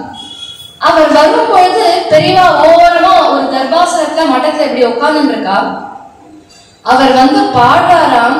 பாடும் பொழுது அவர் சொல்றார், அப்படி கோவிலுக்கு வரணும் அப்படின்னு உடனே பெரியவா எழுந்து நின்றுட்டாராம். கோவில நின்றுட்டு பராக்க பார்க்க கூடாது, கோவில பெருக்கணும் அப்படின்னு உடனே பக்கத்திலேயே தன்னுடைய ஒரு அங்க வஸ்திரம், ஒரு கையில ஒரு காவி வஸ்திரம் வச்சுட்டு இருப்பார் இல்லையா, அந்த வஸ்திரம் இருந்தது, அதை எடுத்து தானே மட்டத்தை பெருக்கினாராம். பெருக்கிட்டு அதுக்கப்புறம் அதுல முழுகின்னு வருது இல்லையா, தானே அந்த வஸ்திரத்தை வச்சுட்டு மட்டத்தை தொடக்கிறாராம். அதுக்கப்புறம் புஷ்பத்தை வந்து கோத்து பகவானுக்கு சமர்ப்பிக்கணும் அப்படின்னு உடனே பெரியவாளுக்கு சமர்ப்பிச்ச புஷ்பம் தான் பக்கத்துல அப்படியே இருக்கு, அதெல்லாம் எடுத்தா தானே உட்கார்ந்து மாலை கட்டுறது போல கட்டுறா. அப்படி கட்டி இது பகவானுக்கு சமர்ப்பிச்சு ஆனந்த கூத்தாடணும் அப்படின்ன உடனே அப்படி பகவானே நின்னுட்டு ஆடுறது போல, எப்படி பாண்டுரங்கன் பஜனைக்கு மத்தியில நின்னுட்டு குதிப்பானோ அது போல பெரியவா அங்க அப்படி ஆனந்த தாண்டவம் ஆடுறா. அத எல்லாம் இந்த காஞ்சிபுரத்துல இருந்தவா எல்லாரும் தரிசனம் பண்ணிட்டு இருந்தா. அப்படின்னா மகாபெரிவா எந்த அளவு லோக அனுகிரகம் இதெல்லாம் ஒரு பக்கம் இருந்தாலும் அவர் இருக்கக்கூடிய பாவம் அப்படிங்கிறது நம்மளால நினைச்சு கூட பார்க்க முடியாத அந்த பாவத்தை. இப்படியே இருந்துட்டு இருக்கும் பொழுது பெரியவா ரொம்ப அடிக்கடி அடிக்கடி அடிக்கடி ஒரு வார்த்தை சொல்லிட்டே இருப்பாங்க. என்ன வார்த்தை அப்படின்னா, வேதத்தை ரட்சிக்கணும், வேதத்தை ரட்சிக்கணும், வேதத்தை ரட்சிக்கணும் அப்படின்னு சொல்லிட்டே இருப்பா. வேதத்துக்கு ஒரு கோவில் அப்படின்னு ஒண்ணு கிடையாது. வேதத்துக்கு கோவில் அப்படிங்கிறது வேதம் சொல்லக்கூடிய வைதிகாலே கோவில். அதனால அந்த வேதத்தை ரட்சிக்கணும் அப்படின்னு அடிக்கடி பெரியவா சொல்லிட்டே இருக்கும் பொழுது அந்த வேதத்தை ஒட்டினாக இருக்கக்கூடிய ஒரு சம்பவம். ஒரு சமயம் பெரியவா காஞ்சிபுரத்துல இருந்துட்டு இருக்கும் பொழுது திருவிடைமருதூர் என்கின்ற க்ஷேத்திரம், அந்த க்ஷேத்திரத்துல மகாலிங்கம் என்கின்ற சுவாமி, அந்த சுவாமி அப்படி இருந்துட்டு இருக்கார், அனுகிரகம் பண்ணிட்டு இருக்கார். அங்க நாராயண சுவாமி அப்படின்னு ஒரு பெரிய ஜமீன்தார். அந்த ஜமீன்தார் அந்த ஊர்ல ஒரு அதிருத்ரம் மகாருத்ரம் ஒண்ணு பண்ணணும் அப்படின்னு ஒண்ணு ஆசைப்பட்டார். அந்த ருத்ரத்துக்கு ஏற்பாடு பண்ணி எங்கெங்கெந்தோ பெரிய பெரிய வைத்தியக்காரெல்லாம் அழைச்சு அப்படிதான் ஜாம் ஜாம் ஜாம் ஜாம்னு ஏற்பாடு பண்ணி நடத்துறார். அப்படி எல்லா ருத்ர வைபோகம் நடக்கிறது, சமாராதனை ஒரு பக்கம் நடக்கிறது, இப்படி எல்லாத்தையும் முடிச்சுட்டதுக்கு அப்புறம் அங்கேயிருந்து இந்த ருத்ர பிரசாதம், அதுவும் மகாலிங்கம் சன்னிதானத்துல பண்ணிருக்கோம், இதை கொண்டு போய் பெரியவாளுக்கு சமர்ப்பிக்கணும், கையோட சமர்ப்பிக்கணும் அப்படின்னு அங்கேயிருந்து எடுத்துட்டார் பிரசாதத்தை. விரும்பம் கொஞ்சம் பிரசாதத்தை எடுத்துட்டு திருவிடைமருதூர்ல கிளம்பி வரா பெரியவா. அங்கேருந்து இந்த நாராயணசாமி அப்படிங்கிறவர் வந்து பெரியவாளை பார்க்கணும் அப்படின்னு வந்து நிக்கிறார். இவர் லைன்ல நிக்கிறார். பெரிய ஜமீன்தார் ஆகணும். கோவில்ல போனாலும் கோவில்லே சில பேர் அவர் வந்திருக்கா, பெரிய ஜமீன்தார் வந்திருக்கா, வழிவிடுங்க அப்படின்னு சில பேர் சொல்லுவா இல்லையா, அது போல 4 பேர் வழிவிடுங்கன்னு சொல்லிட்டு இந்த நாராயணசாமி இவர் அழைச்சிட்டு போய் பெரியவா முன்னாடி நிறுத்தினார். இவர் உடனே நீட்டினாரா அந்த வில்வ பிரசாதத்தை நீட்டி, மகாலிங்கம் பிரசாதம் ஒரு ருத்ரம் பண்ணினேன் திருவிடைமருதூர்ல அப்படின்னு உடனே பெரியவா லட்சியமே பண்ணலையா, அப்படியே உட்கார்ந்துட்டு இருக்கா. இப்படியே உட்கார்ந்துட்டு இருக்கும்போது பொதுவா யாராவது இது போல பிரசாதம்லாம் எடுத்துன்னு வந்தா தான் வாங்கிப்பா, அதை சிரசுல தரிச்சுப்பா, கண்ணுல ஒத்திப்பா, தன் பக்கத்துல வச்சுப்பா, தலையில வச்சுப்பா, அப்படிதான் கொண்டாடுவா பெரியவா. ஆனா இவர் கொடுக்குறா, பாப்போங்கிறா. பெரியவா ஒன்னும் பதிலே சொல்லல. இந்த கைத்தறி பராளுக்கும் புரியல. எப்போதும் பெரியவா அப்படி அலட்சியம் பண்ண மாட்டாளே, ஏன் இப்படி பண்றான்னு புரியலையே அப்படின்னு உடனே இந்த நாராயணசாமியை இருக்கிறவர் திருப்பி சொல்லியிருக்கா, பெரியவா ருத்ர பிரசாதம் மகாலிங்க பிரசாதம். பெரியவா உடனே சொன்னாங்க, சித்த இருப்பா மகாலிங்க பிரசாதம் தானே அப்படின்னா. உடனே அவர் சொன்னார், சரி ருத்ரமணியா யார் யார் வந்திருந்தா அப்படின்ன உடனே அவர் பெரிய லிஸ்ட் சொல்றார். இந்த ஊர்ல இருந்து இந்த வைத்தியர், அந்த ஊர்ல இருந்து அவா வந்திருந்தா, பெரிய லிஸ்ட். இந்த கைத்தறிவரெல்லாம் அப்படி பார்த்துட்டு இருக்கா, இவ்வளவு பேரை கூட்டம் பண்ணியிருக்காரு பத்தியா அப்படின்னு பார்த்துட்டு இருக்கா. பெரியவா வந்து லிஸ்ட் சொல்லி முடிச்ச உடனே தேர்தல்மானூர் கணபாடிகள் வந்திருப்பாரு.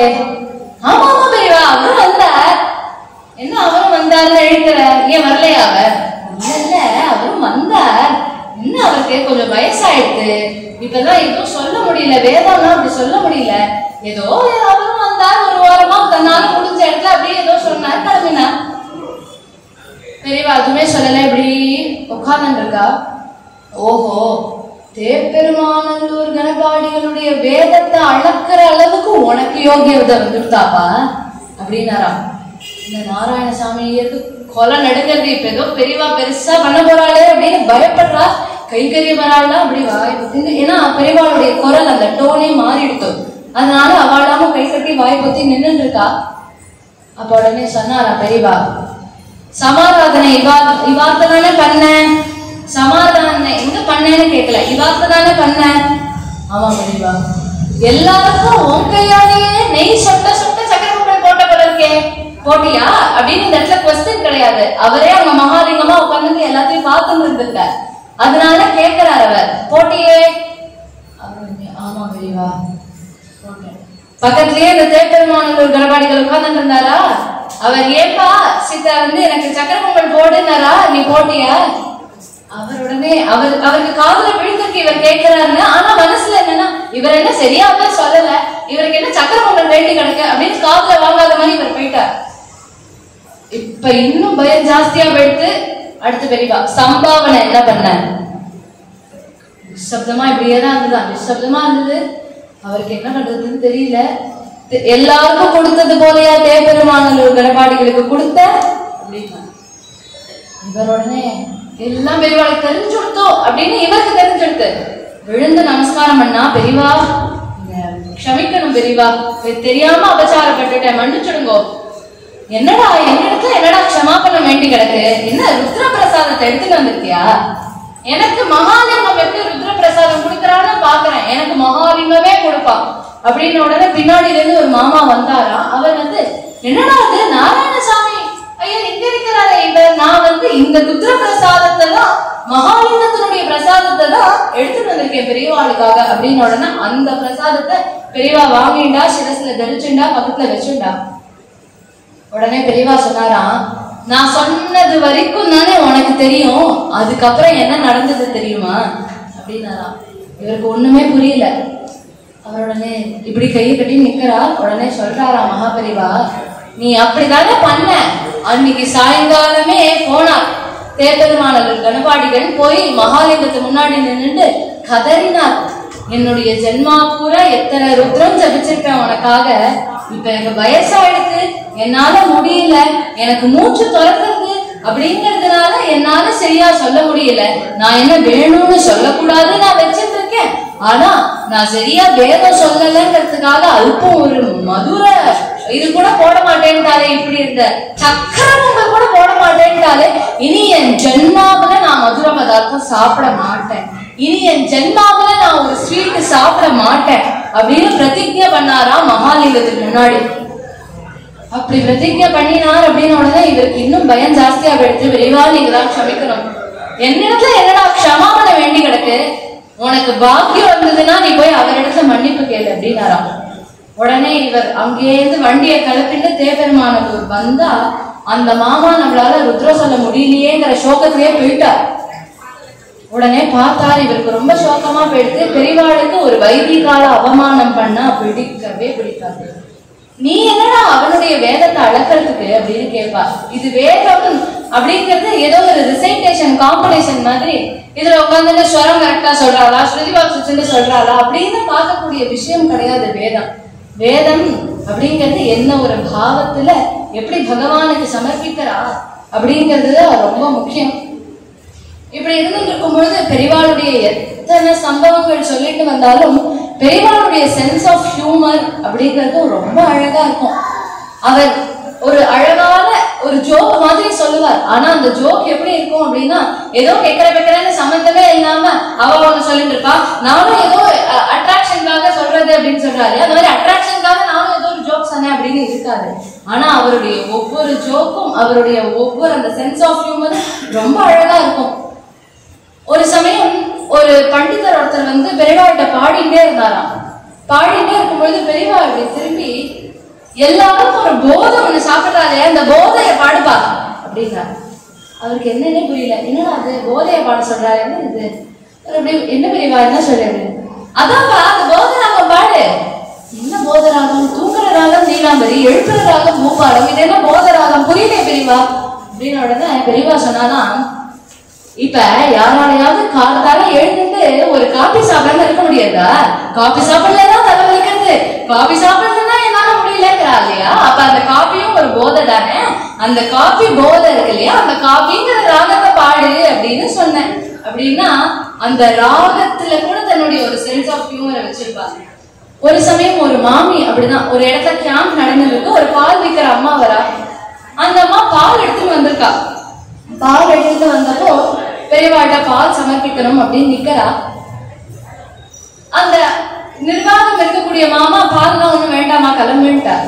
பெரியவா உடனே கூப்பிட்டு, அந்த அம்மா எதுக்கு வந்தா அப்படின்னு. உடனே இந்த மாதிரி பால் எடுத்துட்டு வந்திருக்கா, இன்னைக்கு வெள்ளிக்கிழமையா இருக்கு, நமக்கும் பூஜைக்கு தேவைப்படும் இல்லையா, அவள்கிட்ட ஏதோ கொடுத்து வாங்கிக்கோ அப்படின்னு. உடனே இந்த மாமா உள்ள போறாரு, ஏதாவது பாத்திரத்தை எடுத்துட்டு வருவோம்னு போறதுக்குள்ள பெரியவா உடனே கூப்பிட்டு, எந்த அளவு ஞானமோ எந்த அளவு பாவமோ அந்த அளவு பெரியவா லௌகிக்கமும் பேசிட்டு இருப்பாளாம்.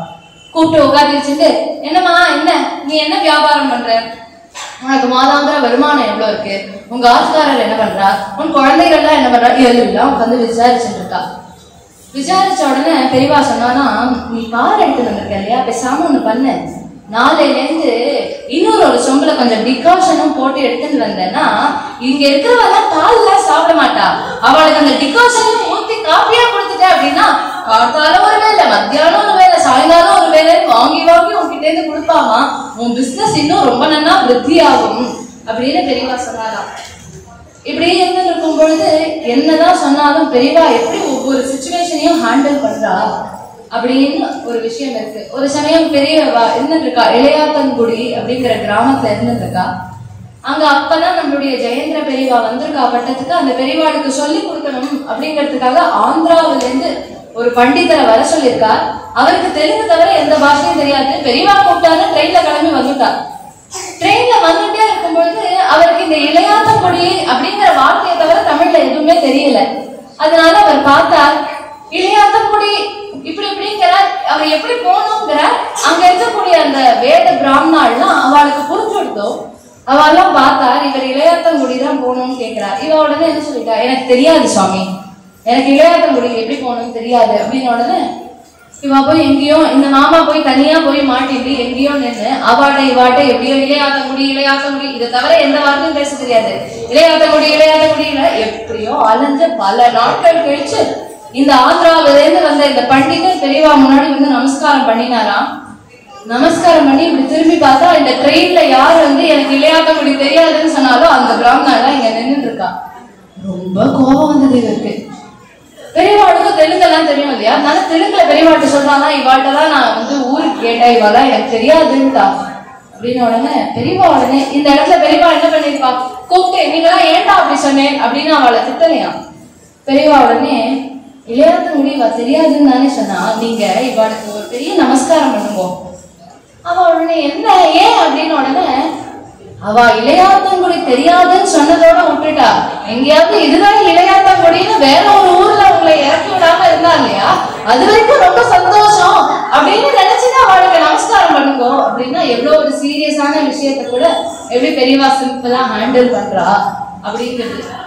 மற்றொரு விஷயம், ஒரு சமயம் ஒரு பைல்வான் காஞ்சிபுரத்துல இருக்கும் பொழுது காஞ்சிபுரம் மட்டத்துக்கு வரான். இங்க இருக்கிறவாள் எல்லாம் பிராமணா தானே, இவாளால என்ன பண்ணிட முடியும், நம்மளால கிட்டு மட்டத்துக்குள்ள வந்தான்.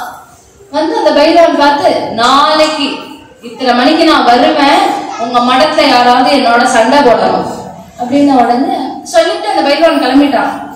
பைல்வானா ஏதாவது குஸ்தி மண்டபத்துல போய் நீ என்னோட சண்டை போட வாடான்னு கூப்பிடணும். காஞ்சி மடத்துல வந்து உட்காந்து சண்டை போட வான்னு உடனே கைத்தறி போறான்னா என்னன்னாலும் போய் பெரியவாள்கிட்ட தான் நிற்பா. பெரியவாள்கிட்ட சொன்னான், அப்படிதானே நான் நாளைக்கு தானே வரேன்னு இருக்கா, ஒன்னும் பிரச்சனை இல்லை போ அப்படின்னா. இத்தனை மணிக்கு அந்த பைல்வான் வரேன்னு சொல்லியிருக்கார். இந்த கைங்கரியபராள்லாம் ரொம்ப பயத்துல நின்று இருக்கா, என்ன நடக்க போறதுன்னு தெரியலையே, என்ன நடக்க போறதுன்னு தெரியலையே நின்றுட்டு இருக்கும் பொழுது அத்தனை மணிக்கு முன்னாடி ஒரு 10 நிமிஷம் முன்னாடி பெரியவா ஒருத்தரை கூப்பிட்டு உள்ள மடப்பள்ளியில ரங்கநாத ஐயங்கார்னு ஒருத்தர் இருப்பார், அவர் அழைச்சிட்டு வா அப்படின்னாரு. இந்த ரங்கநாத ஐயங்கார் பொதுவா அந்த காஞ்சிபுரத்துல இருக்கிற ஐயங்கார் எல்லாமே பார்த்தோம் அப்படின்னா அவள்லாம் அந்த பெருமாளை ஏழை பண்ணி அவளுடைய சரீரமே அப்படி கட்டு மஸ்தாவா இருக்குமா. அப்படி இருக்கும்போது இந்த மடப்பள்ளியில இருந்து இந்த ரங்கநாத ஐயங்காரை கூப்பிட்டு நீ சரி அப்படி வாசல்ல போய் ஒன்னையும் பின்னையும் ஒரு 10 நிமிஷம் நடப்பா அப்படின்னு. எதுவுமே சொல்லல பெரியவா. இவருக்கும் என்ன விஷயம்னு தெரியாது. இவர் போய் இப்படி கையை கட்டிட்டா இப்படி நடந்து போயிட்டு வராரு. அந்த பைல்வான் வந்தானா. பைல்வான் வந்து பார்த்துட்டு இது என்னடா அது, நம்மளோட பெரிய பைல்வானா இருக்கானே, இவனை வந்து இது ஏதோ தயிர் சாதம் சாப்பிட்ற கோஷ்டி அப்படின்னு பார்த்தா நம்மளோட பெரிய ஆட்கள்லாம் இங்க இருக்கா போல இருக்கே, இங்க வந்தா நமக்குதான் சிமத்தி அடி விழும் அப்படின்னு சொல்லி அந்த பைல்வான் அப்படியே பின்னாடி ஓடி போயிட்டானா. இது எதுவுமே அந்த கைத்தறிய பரவாளுக்கு புரியல, என்ன மைண்ட் செட் எதுவுமே புரியல. பெரியவாள்கிட்ட வந்தா, பெரியவாள்கிட்ட வந்து எல்லாம் அந்த பைல்வான் வந்தா நம்ம ரங்கநாத ஐயங்காரை பார்த்து ஓடி போயிட்டா, ஏன் என்னாச்சு அப்படின்னு உடனே பெரியவா அந்த இடத்துல ரொம்ப அழகா சொன்னாராம், அந்த பைல்வான் வந்து நம்ம ரங்கநாத ஐயங்கார ஏதோ பெரிய பைல்வான் நினைச்சுட்டு இருக்கான், கடைசியில நமக்கு தானே தெரியும் இது வெறும் மடப்பள்ளி ரங்கநாத ஐயங்கார்னு, அதனாலதான் சும்மா அவர் எப்படி போய் நடந்தாலே அவன் பயிர் போயிடுவான்னு எனக்கு தெரியும், அதனாலதான் நான் அனுப்பினேன் அப்படின்னாராம். இப்படி பெரியவாளுடைய சென்ஸ் ஆஃப் ஹியூமர், அதே சமயம் ஒரு சிச்சுவேஷனை எப்படி ஹேண்டில் பண்றாரு.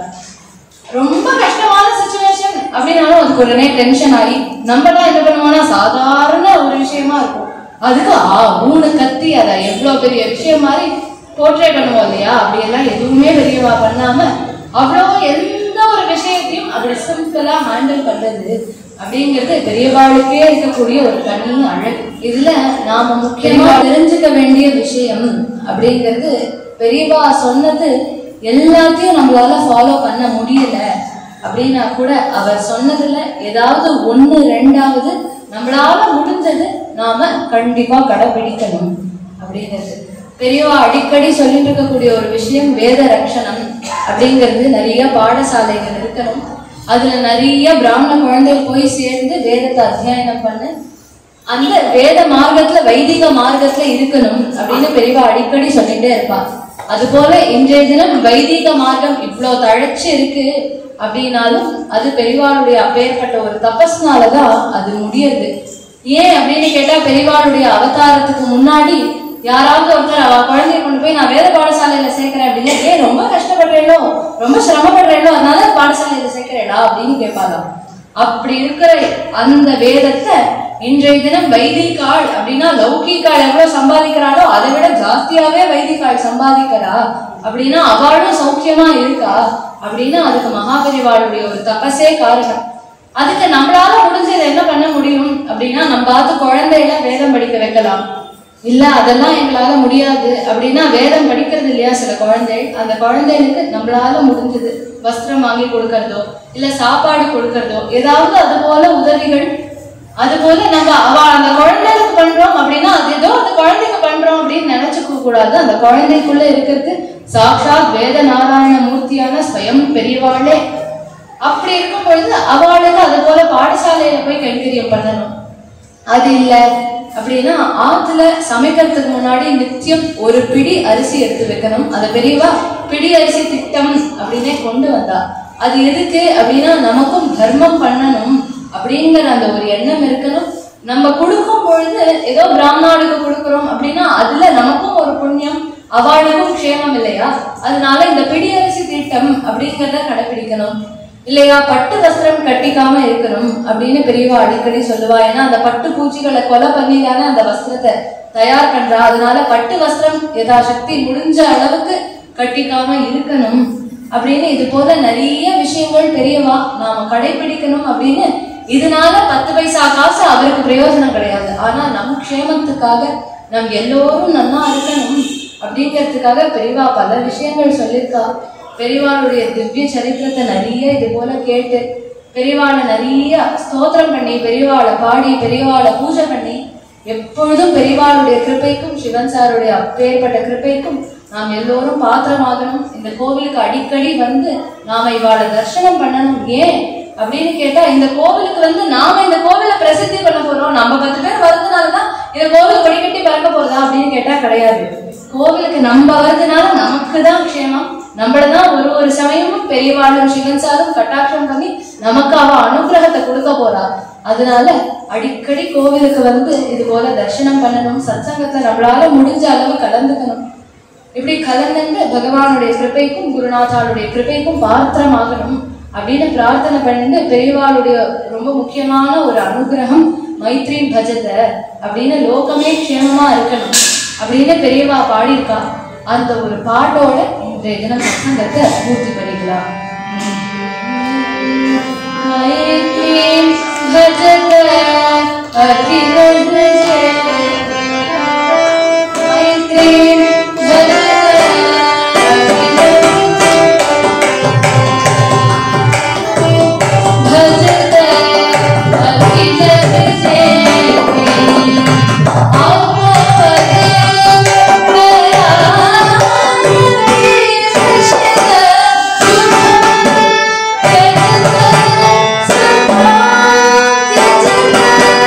Yeah.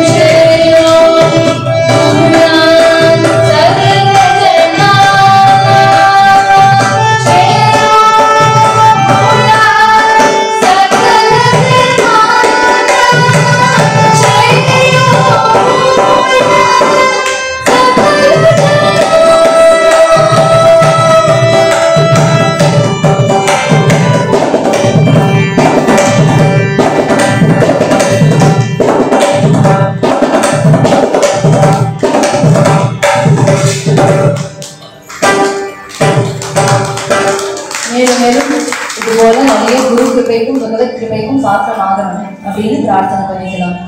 கோபிகா ஜீவ